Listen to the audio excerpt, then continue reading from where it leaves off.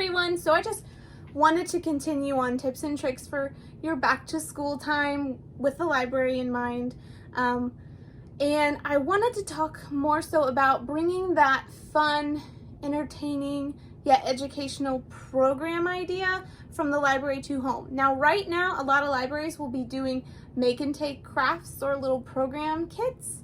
You can infer about that, but also there's a section of your children's library and the adult section library that I think a lot of homeschoolers and remote learning parents or caregivers are really going to need to learn about. Okay, and that is your nonfiction section, especially for the children's section.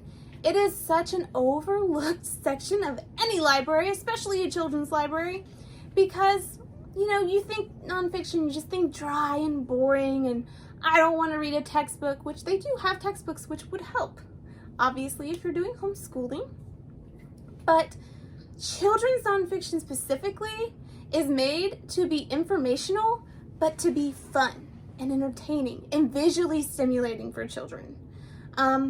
So that is something to explore when you go to your library, because they have information on everything. If your child loves dinosaurs, there's going to be a huge section of dinosaurs. If your children likes bugs or chemicals or rocks, it's all there. And it's all made in a very accessible way through the way the information is written, presented, illustrated. Everything is thought about for each grade level of reading, as well as interest level for your age, the age that the kids are in.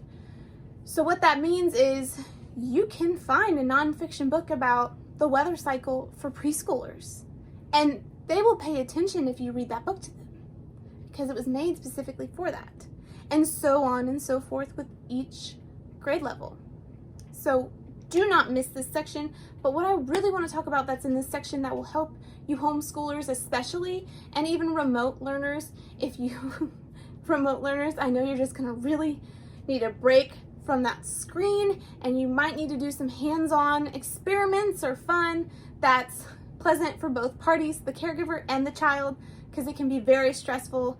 I understand this. So that's why I want you to go into your nonfiction section of your library, the children's, and I want you to get the science experiment books. I want you to get crafting books, and I want you to get cooking books. Yes, they make cookbooks for children, and they're wonderful.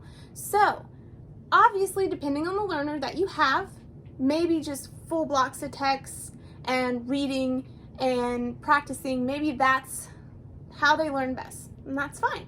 But if you have a learner that is really needing hands-on, that really needs to have fun, and really needs all the senses involved, get these books. The cooking, the crafting, and the experiments.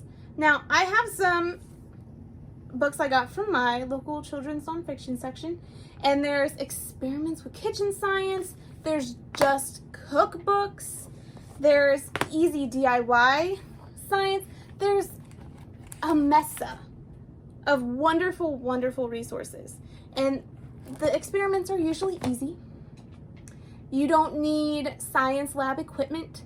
A lot of it is just simple things that you have at home that will teach those children processes, math, measurement, maybe even learn sensory things like the sound of a reaction or the smell of two chemicals reacting. It's limitless. It depends on what you're going to need and what you find fun. And then they also have crafting books, which you can find themed for what they're learning. It always helps to take a break if you're in the text block of something. It helps to take a break and make something with your hands that it also can apply to what they're learning. Okay? It works the mind in different ways, and if you have idle hand kids, this is a great way for them to be working on that craft. But then also, if they need to listen to a video about what they're learning, it's going to be easier for them to listen if their hands are preoccupied. That's something to keep in mind. Now, also, there's just benefits to doing experiments and cooking with kids and crafting with your kids that are outside of educational. It's going to build bonds. Of course, you want to have these special memories and moments with your kids, and it's going to make this really stressful time a lot more bearable for them, because they're more likely to remember these fun, messy moments with you guys, with their adults in their life, rather than the stressful breakdowns of I just don't understand this section, I don't get this math, what have you. So I suggest taking the time, have some books in your arsenal about experiments in cooking and crafting, and when you've all had enough, refer to those. Get your hands dirty, and the best thing to learn about from my point of view when it comes to making programs for kids that are educational but also fun is if you're having fun doing it, they're having fun doing it. So fun first and sprinkle in the educational, because yeah, you might think, well, the cooking, that's just something you do to survive. But in reality, cooking is going to teach kids measurements, it's going to teach them math, it's also going to teach them a life skill that they're going to need eventually. You might as well start now. So, all right, I hope these help you a lot, and if you have any questions, comments, or you want me to cover anything else about libraries or resources they may provide, just tell me down below in the comments, and I will be back with more tips and tricks for your homeschooling, remote learning, or back to school days, okay? Bye.